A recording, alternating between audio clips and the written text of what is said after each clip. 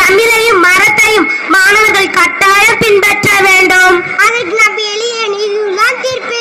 தமிழோடு நலமும் வளர்ந்தீர் வாழ்வில் அழிவற்ற செல்வம் அது என்பதற்கேற்ப தமிழோடு வாழ்விற்கு நெறியாகும் போது அதன் மூலம் அவர்களுக்கு அறிவளர்ச்சி கிடைக்கும். ஆமாம் வள்ளுவரே, நான் கூட 60 சினம் ஆறான தமிழ் என்று கூறினேன். தமிழ் மொழி சிந்தனை வளர்க்கும் கருவி.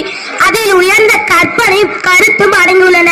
மாணவர்கள் தமிழின் ஆழத்தை உணர்ந்தால் அவர்கள் எதிர்கால மொழிமையாகும். கற்க கசடர கற்பவை கற்றபின் நிற்க அதுக்குதா என்ற குரலுக்கேற்ப நமது பண்பாட்டின் நெறியும் முழுமையாக கற்று அதன் வழி நிற்க வேண்டும். உண்மையே மாணவர்கள் வாழ்வில் ஒழுக்கமும் பொறுமையும் அவசியம்.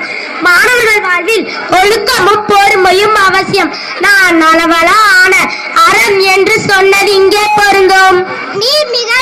நீர் சொன்னது மிக நுண்ணியம். நமது மாணவர் தமிழின் எழுத்து வடிவத்துடன் அதன் உள்ளுணரை புரிந்து கொள்ள வேண்டும். மாணவர்களே, தமிழ் என்னும் மொழி உங்கள் அடையாளம். அதை நேசித்து வளர்த்தால் அது உங்களுக்கு செழிப்பை தரும். தமிழே நம் உயிர் மொழி, தாயின் சொல் தாங்கும் மொழி, அறத்தின் வழி பயிற்று வந்த 6வது அறிவின் மொழி.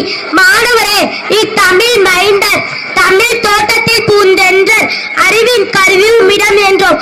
தமிழ்தான் சிறப்பு என்றோம்.